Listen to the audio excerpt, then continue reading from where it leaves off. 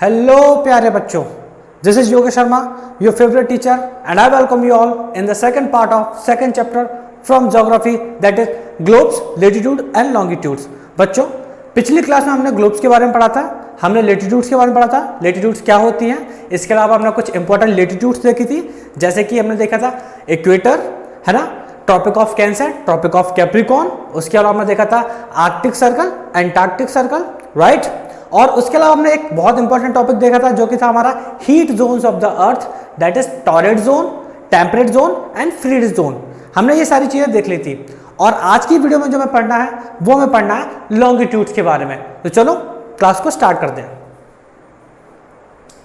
यहां पे मैं सबसे पहले डायग्राम बनाने जा रहा हूं अर्थ का। वैसे मैं कोई खास कलाकार नहीं हूं, बट आई होप आप लोग समझ लोगे।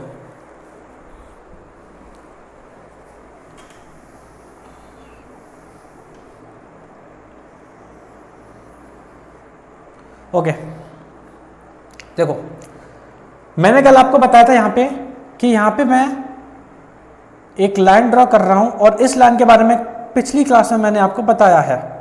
जिन लोगों ने वो क्लास नहीं देखी है प्लीज़ वो क्लास जाके देख लो, तो आपको ज़्यादा अच्छे से समझ में आएगा। ओके, और इसको मैंने नाम दिया है क्या, 0 डिग्री लॉन्गिट्यूड। ठीक है, मैंने कल ही आपको पिछली क्लास में आपको बताया था कि लॉन्गिट्यूड्स क्या होती है भाई, है ना। जो वर्टिकल लाइन होती है वो लॉन्गिट्यूड्स होती है, जो हॉरिजॉन्टल लाइन होती है वो लेटीट्यूड्स होती हैं। ओके, अब ये जो लाइन है वो अर्थ को 2 इक्वल पार्ट्स में डिवाइड कर रही है, 2 इक्वल हेमिस्फीयर्स में डिवाइड कर रही है। और इन हेमिस्फीयर का नाम है, जो ईस्टर्न साइड है उसका नाम है ईस्टर्न हेमिस्फीयर,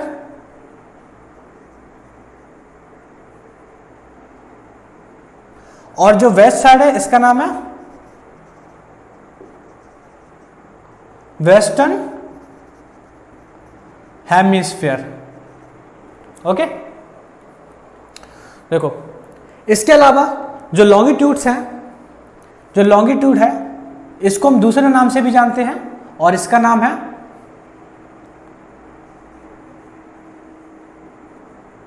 ग्रीनविच।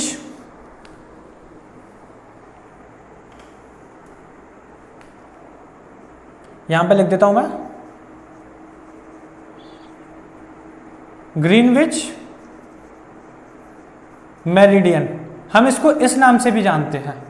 अब इसका नाम ग्रीनविच मेरिडियन नाम क्यों है इसका, ये देखो, ये इसलिए कि क्योंकि जो 0 डिग्री लॉन्गिट्यूड है, ठीक है, ये इंग्लैंड में एक जगह है ग्रीनविच, ये वहां से पास होती है। अब वो यहाँ कहीं पड़ती है जगह, ठीक है, यहाँ कहीं पड़ती होगी, जाहिर सी बात है, थोड़ा सा नीचे और आप समझ सकते हो ऐसा कुछ, और यहाँ पे वो जगह पड़ती है और वहां से ये पास होती है। इंग्लैंड में जगह है ग्रीनविच, वहां से ये पास होती है, ठीक है, इसीलिए इसका नाम है ग्रीनविच मेरिडियन। इसका एक नाम और है जिसको हम बोलते हैं प्राइम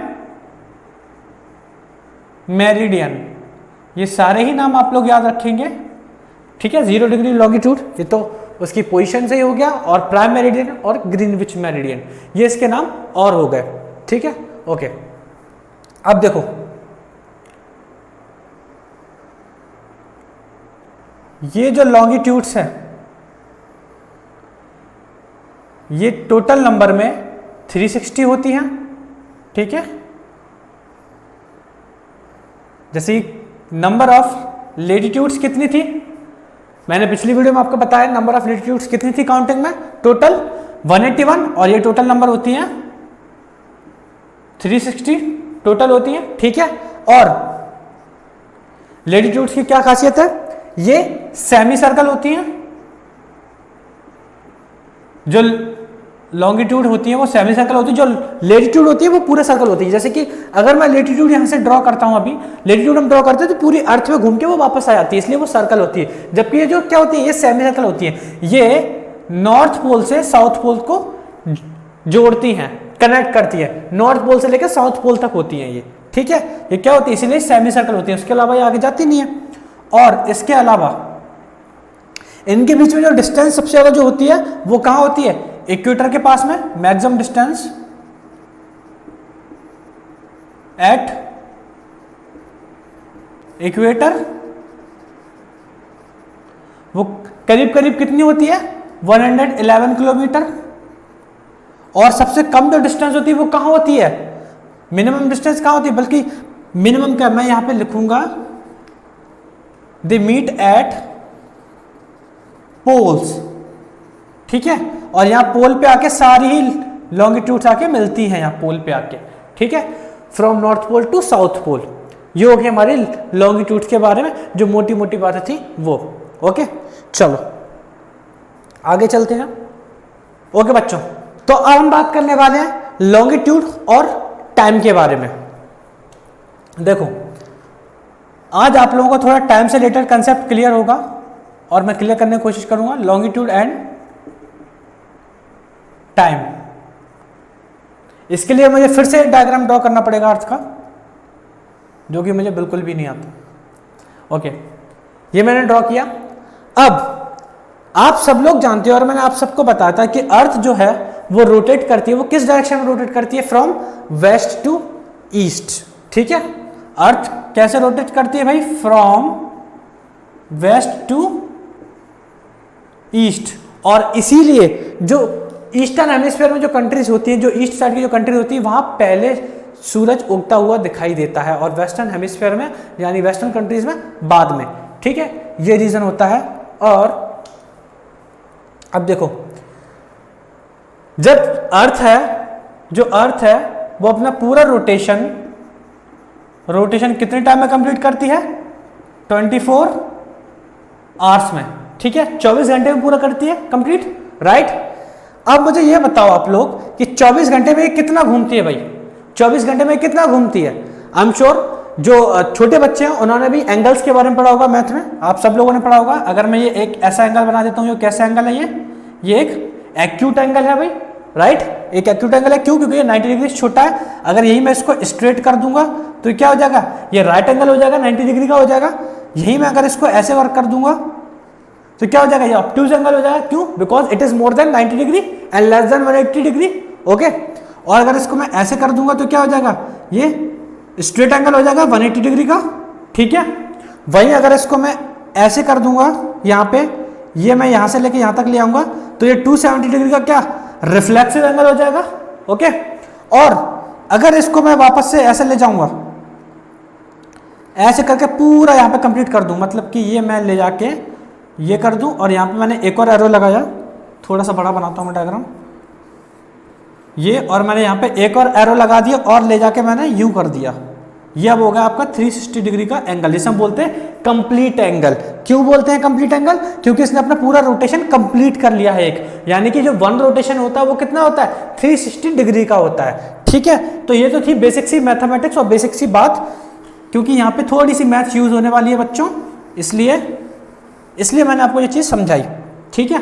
अब देखो, अब हम श्योर सारे लोग बराबर पे आ चुके हैं, जिन लोगों को पहले ये बात पता थी वो भी और जिनको नहीं पता थी वो भी।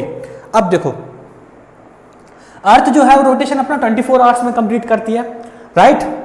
तो 24 आवर्स में जो अर्थ है वो कितना डिग्री कंप्लीट कर रही है, 360 डिग्री, राइट।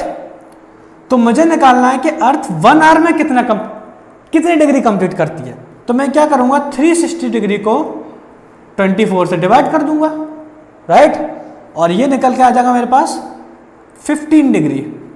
24 से मैं 360 को डिवाइड करूंगा तो 15 टाइम्स चला जाएगा और मेरे पास आ जाएगा 15 डिग्री, यानी कि अर्थ जो है वो 1 आवर में 15 डिग्री रोटेशन कंप्लीट करती है।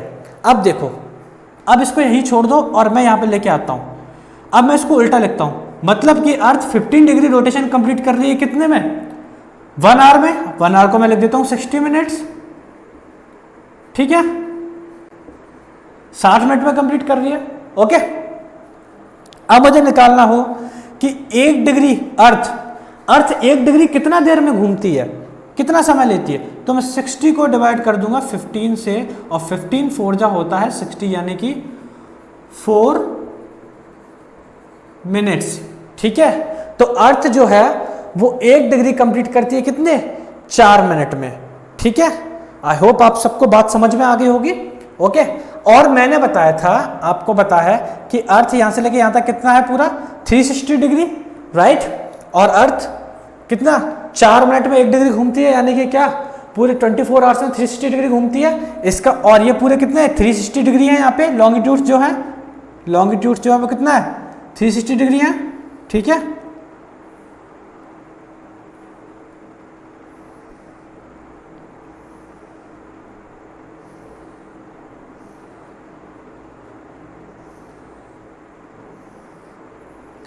इट मीन्स दैट, मेरा ये बनाने का मकसद क्या है, इट मीन्स दैट कि अर्थ पे जो टाइम जोन्स हैं वो कितने होंगे 24 टाइम जोन्स, ठीक है। हाँ, कंट्रीज जो है वो अपना लोकल स्टैंडर्ड टाइम बना लेती है, ठीक है। कंट्रीज जो है अपना क्या है लोकल स्टैंडर्ड टाइम बना लेती है। अब यहीं पे बात आ जाती है इंडिया की, तो इंडिया का जो लोकल स्टैंडर्ड टाइम है वो आता है आपका 82.5 डिग्री ईस्ट लॉन्गिट्यूड से। अच्छा, मैं आपको एक बात बताना भूल गया, अगर मैं इसको 0 डिग्री लॉन्गिट्यूड बोल दूं, ठीक है, और इस तरफ की सारी लाइंस ईस्टर्न हेमिस्फीयर में आ जाएगी, सारे लॉन्गिट्यूड्स, और इस तरफ के सारे लॉन्गिट्यूड्स वेस्टर्न हेमिस्फीयर में आ जाएंगे, और मुझे सपोज दैट यहाँ पे बोलना है कि ये आपका सपोज दैट 10 डिग्री, ठीक है, लॉन्गिट्यूड है, और मुझे इसकी एग्जैक्ट पोजीशन दिखा रही है क्योंकि ये ईस्टर्न हेमिस्फीयर में लाई करता है, तो मैं यहाँ पे ई लगा दूंगा 10 डिग्री ईस्ट। ये मैं आपको बता चुका हूँ पिछली वाली क्लास में कि यहाँ पे ई, या फिर अगर मैं यहाँ पे इस तरफ में लगा दूँ 10 डिग्री डब्ल्यू, इसका मतलब क्या है west, 10 degree east 10 degree west, ठीक है। मैंने आपको उसमें लेटीट्यूड में बताया था एन और एस, यानी कि नॉर्थ और साउथ को डिनोट कर रहे थे, और यहाँ पे जो ई और डब्ल्यू है वो ईस्ट और वेस्ट को डिनोट कर रहे हैं, ओके राइट। चलो, तो इंडिया का जो स्टैंडर्ड टाइम है वो क्या 82.5 डिग्री ईस्ट से लिया जाता है, जिसको हम IST इंडियन स्टैंडर्ड टाइम बोलते हैं, ठीक है। और ये आपके पास होती है, ये आपके पास होती है कहां से, इलाहाबाद, यानी प्रयागराज के पास में एक जगह है, प्रयागराज के पास में, जिसका नाम है मिर्जापुर, ठीक है, यहां से ये पास होती है, और यही वो टाइम होता है जो पूरी इंडिया में एक साथ दिखाई दे रहा होता है हमें, ठीक है। मतलब कि हमारे यहाँ जो भी घड़ियां टाइम शो कर रही हैं वो एक्चुअल में जो टाइम मिर्जापुर में होता है वो शो कर रही होती है, फिर चाहे आप अरुणाचल प्रदेश में हो या फिर गुजरात में हो, जबकि एक्चुअल में हकीकत पता है बच्चों क्या है, एक्चुअल में जो रियलिटी है वो ये है कि इंडिया में अरुणाचल प्रदेश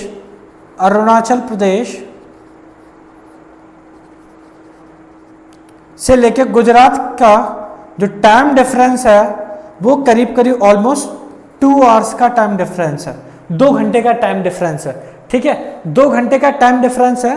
और इसीलिए यहाँ पे क्या है, इसको हमने IST लिया हुआ है, और ये मिर्जापुर से पास होती है, और इसी का टाइम जो होता है वो पूरे इंडिया में शो हो रहा होता है, इंडिया की सारी घड़ियों में। तो आई होप आपको यहाँ तक ये सारी बातें समझ में आ गई होंगी और कोई दिक्कत नहीं होगी, ओके। तो आज की क्लास में इतना ही, ये जो सारी छोटी छोटी जो बातें थी और चैप्टर में जो भी सारी बातें थी वो मैंने आपको बता दी है। लेटीट्यूड हमने पढ़ा, लॉन्गिट्यूड हमने आज जाना, ठीक है। इसके अलावा अगर मुझसे कुछ भी छूटता है तो प्लीज़ आप मुझे कमेंट करके जरूर बताया करिए, ओके, और मैं उसको नेक्स्ट आगे आने वाली वीडियो में कवर करने की पूरी कोशिश करूंगा, ओके। आशा करता हूँ आपको ये क्लास अच्छी लगी होगी और समझ में भी आई होगी। अगर आपको कोई भी डाउट है या कोई भी सुझाव है तो प्लीज़ मुझे कॉमेंट करके बताइए, ओके। ये मेरे लिए बहुत ज़्यादा महत्वपूर्ण है, बहुत ज़्यादा वैल्यूएबल है, ओके। मैं मिलता हूं आपसे अगली वीडियो में किसी नए टॉपिक और किसी नए चैप्टर के साथ में। Till then you guys have a great day.